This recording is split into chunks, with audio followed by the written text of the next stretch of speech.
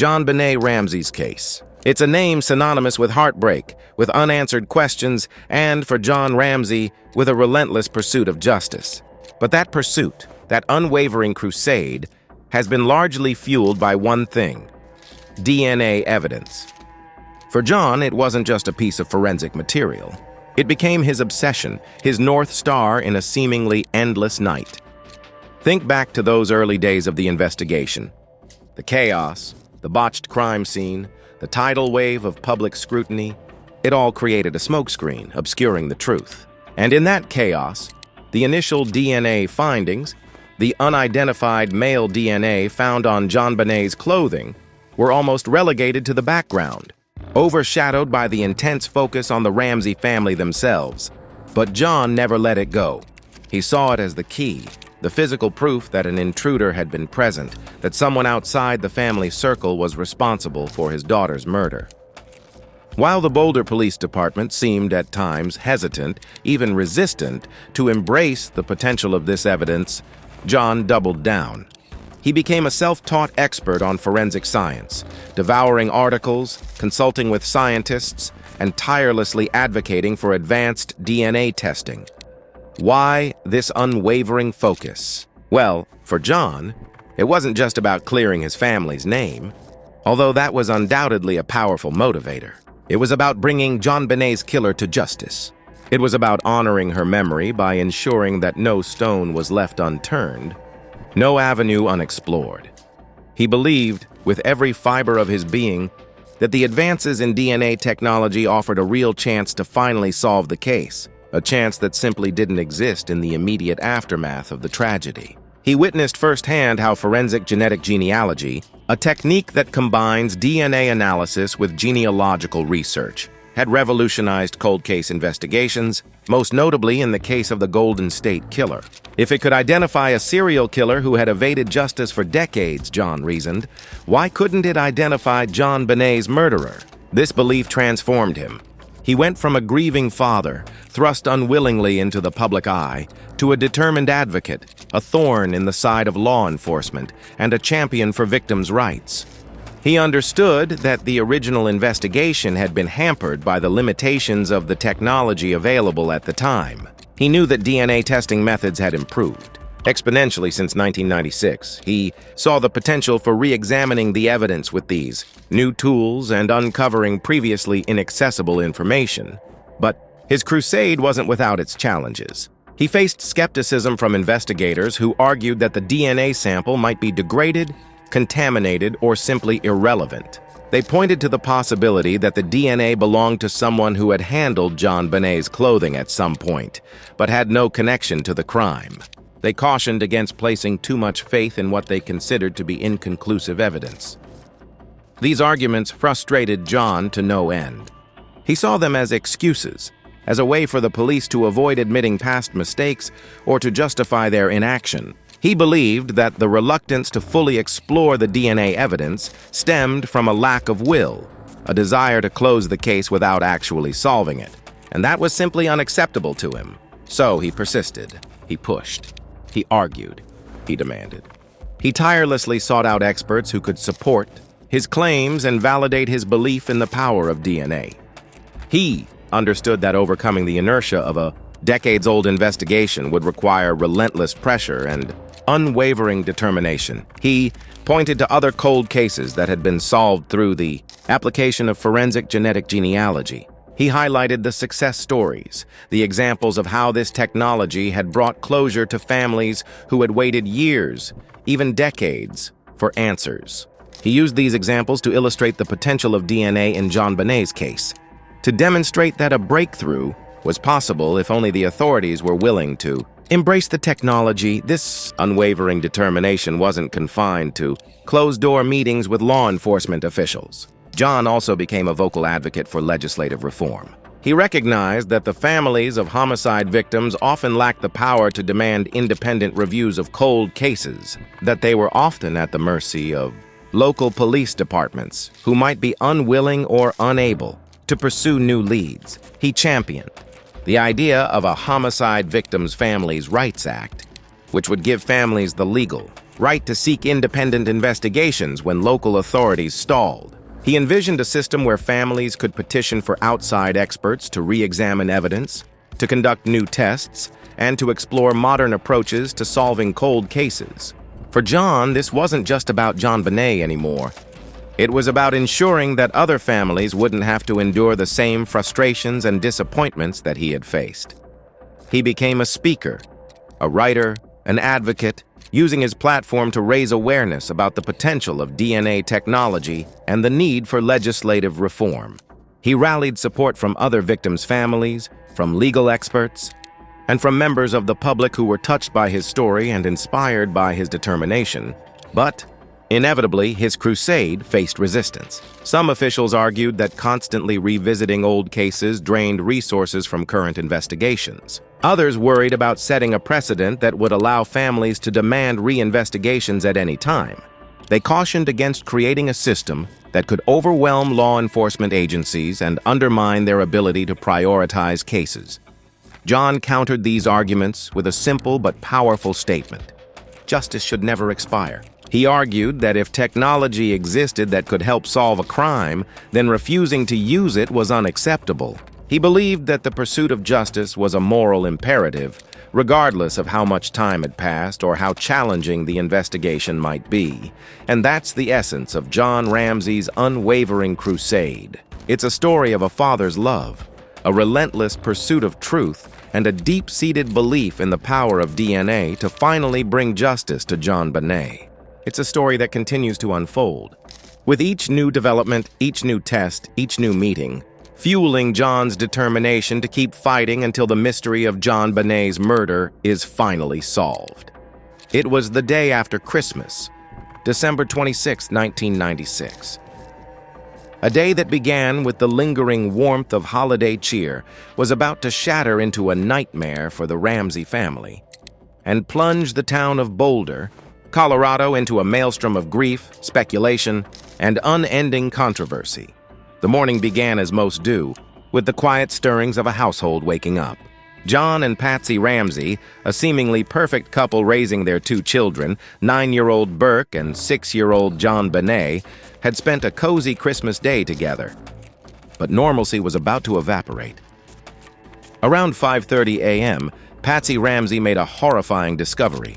A rambling 3-page ransom note lay on the staircase. Its words, scrawled in awkward, almost cartoonish handwriting, demanded $118,000 for the safe return of their daughter, JonBenét. A peculiar amount, eerily similar to John Ramsey's recent Christmas bonus. A detail that would later raise eyebrows and fuel suspicion. The note was filled with bizarre threats and instructions, ordering the Ramseys not to contact the police lest they risk JonBenét's life. But panic overwhelmed Patsy. Her maternal instincts screamed for help. Ignoring the ominous warning, she dialed 911, her voice trembling with fear as she reported her daughter's kidnapping. Within minutes, the Ramsey home was flooded with police officers. Neighbors, friends, and even their pastor arrived, offering comfort and support. The house, once a symbol of holiday joy, was now a chaotic scene, a crime scene compromised almost from the very beginning. This well-intentioned influx of people, while understandable in the face of such unimaginable horror, inadvertently muddied the waters for investigators. Footprints were tracked, surfaces were touched, and potential evidence was unknowingly disturbed. As law enforcement began their initial search, the focus centered on the ransom note. The assumption was clear. This was a kidnapping, and the priority was to secure JonBenét's safe return. Detectives interviewed the Ramseys, scrutinized the note, and prepared for the inevitable phone call from the kidnapper. But that call never came. Hours crawled by, each tick of the clock amplifying the growing dread. The police meticulously searched the house, yet there was no sign of JonBenét. No indication of forced entry, no clues to explain her disappearance. The absence of any external signs of a break-in further complicated the investigation, planting the first seeds of doubt about the kidnapper's identity. Then, around 1:00 p.m., a pivotal moment arrived, a moment that would forever alter the course of the investigation and the perception of the Ramsey family. John Ramsey, against the advice of law enforcement, decided to conduct another search of the house, focusing on the basement. It was there, in a rarely used storage room, behind a locked door, that he made the discovery that would forever haunt him. Lying on the cold concrete floor, covered by a white blanket, was JonBenét. A garrote, fashioned from a paintbrush handle and cord, was tightly wound around her neck. There were also signs of severe blunt force trauma to her head. The joyous, carefree little girl who had sparkled on beauty pageant stages was gone, replaced by the tragic image of a murdered child.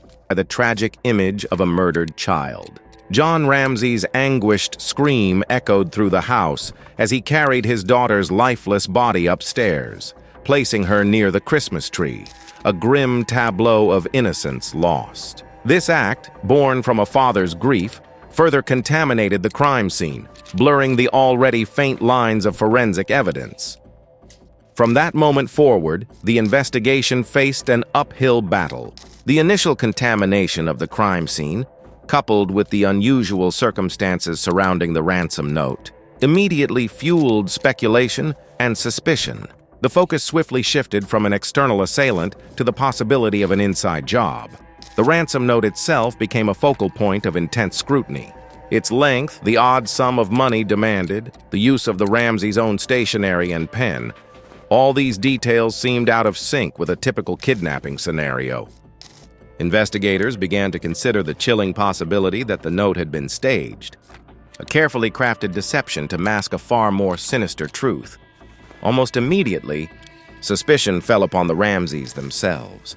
Could they have been involved in their daughter's death? Had they staged the kidnapping to cover up a terrible accident or, even more horrifying, a deliberate act of violence? Patsy Ramsey, in particular, became a target of intense scrutiny. Some speculated that she might have lost her temper with JonBenét, leading to a fatal confrontation, and then concocted the ransom note to divert suspicion. Others questioned John Ramsey's behavior, suggesting he was the mastermind behind a calculated cover-up. Even young Burke, just 9 years old, was not immune to the swirling vortex of suspicion. Rumors circulated that he may have accidentally harmed his sister during a childish squabble, and that his parents had desperately tried to protect him. While there was no concrete evidence to support this theory, it nonetheless took hold in the public imagination, fueled by sensationalized media reports and online speculation. The Ramseys vehemently denied any involvement in JonBenét's death, insisting on their innocence and pleading for the real killer to be found. But in the court of public opinion, they were already being judged, their every move scrutinized, their grief interpreted as guilt. Television shows, newspapers, and magazines dissected their lives, painting them as cold, calculating, and evasive. The media frenzy surrounding the case became a spectacle in itself, with the Ramseys at the center of a storm of accusations and innuendo. Their privacy was shattered, their reputations tarnished, and their lives irrevocably altered by the weight of suspicion. The early days of the investigation were marked by missteps and missed opportunities, hampered by the chaotic crime scene and the rapid escalation of public scrutiny. But the investigation was far from over. In fact, it was just beginning. A journey into a labyrinth of secrets, lies, and unanswered questions that would continue to captivate and confound the world for decades to come. The seeds of doubt had been sown, and the public's swift judgment of the Ramseys would forever color the narrative of this tragic and enduring mystery.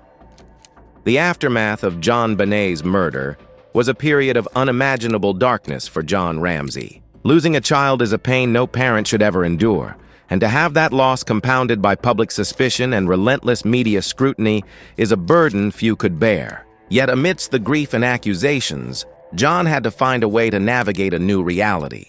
Not just for himself, but for his surviving son, Burke. In the years immediately following JonBenét's death, John remained largely in the public eye alongside his wife Patsy, tirelessly defending their innocence and pleading for the real killer to be found. They appeared on television, gave interviews, and cooperated with investigators, all while battling the devastating loss of their daughter. The strain was immense, and the pressure cooker environment took a heavy toll on their marriage and their overall well-being. The constant media attention made it nearly impossible for the Ramseys to grieve privately. Every move they made, every statement they gave, was dissected and analyzed under a microscope. The relentless speculation and accusations wore them down, chipping away at their spirit and their resolve. Then, in 2006, another tragedy struck. Patsy Ramsey, who had been bravely battling ovarian cancer, passed away at the age of 49. Her death was a devastating blow to John, leaving him a widower and the sole caregiver for Burke, who was then a young man trying to cope with the loss of his sister and mother while still living under the shadow of suspicion. For John, Patsy's death was a turning point. He was now left to carry the burden of fighting for justice and clearing his family's name alone. He felt a profound responsibility to honor Patsy's memory and ensure that the truth about JonBenét's murder was eventually revealed.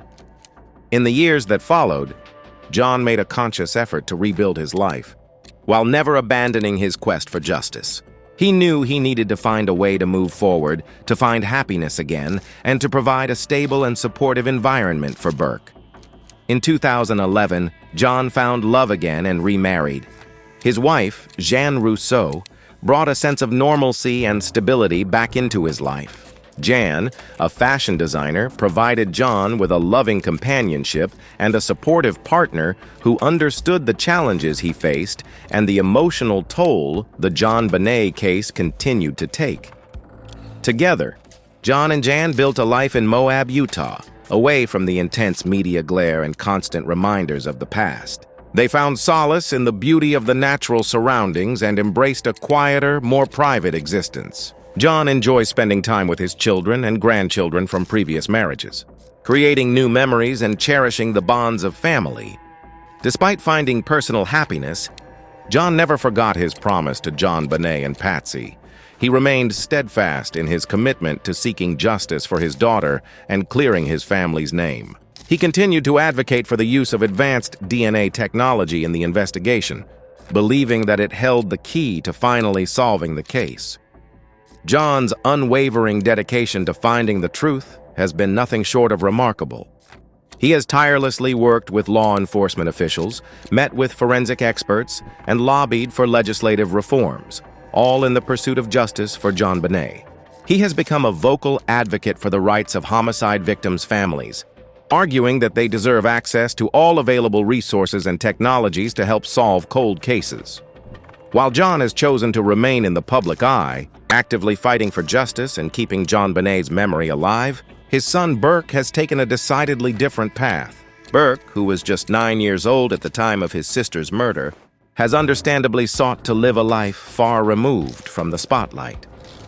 After graduating from college, Burke pursued a career in the technology industry. He has worked in various roles related to software and IT management, building a successful and fulfilling professional life. Unlike his father, Burke has largely avoided public attention and interviews. He has chosen to keep his personal life private, focusing on his work, his relationships, and his own healing journey. In 2016, Burke made a rare appearance on the Dr. Phil Show, where he spoke candidly about the impact of JonBenét's murder on his life and the challenges of growing up under the cloud of suspicion.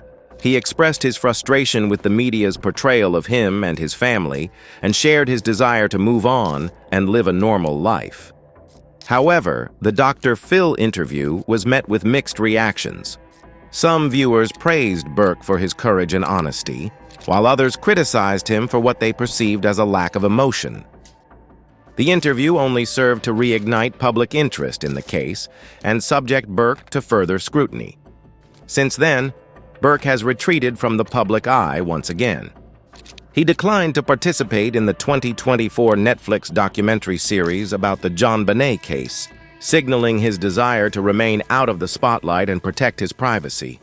Burke's decision to live a quiet life away from the public gaze is understandable. He has endured unimaginable trauma and scrutiny, and his desire to find peace and normalcy is entirely justifiable. While his father continues to fight for justice in the public arena, Burke has chosen to heal and rebuild his life in private. Ultimately, Both John and Burke Ramsey have found their own ways to cope with the tragedy that forever changed their lives. John has channeled his grief and anger into a relentless pursuit of justice, while Burke has sought solace in a private and peaceful existence. Despite their different approaches, both men share a common desire: to see justice served for JonBenét and to finally find closure after decades of uncertainty and suspicion. Whether that day will ever come remains to be seen, but their resilience and determination serve as a testament to the enduring power of family and the unwavering hope for truth and justice to prevail.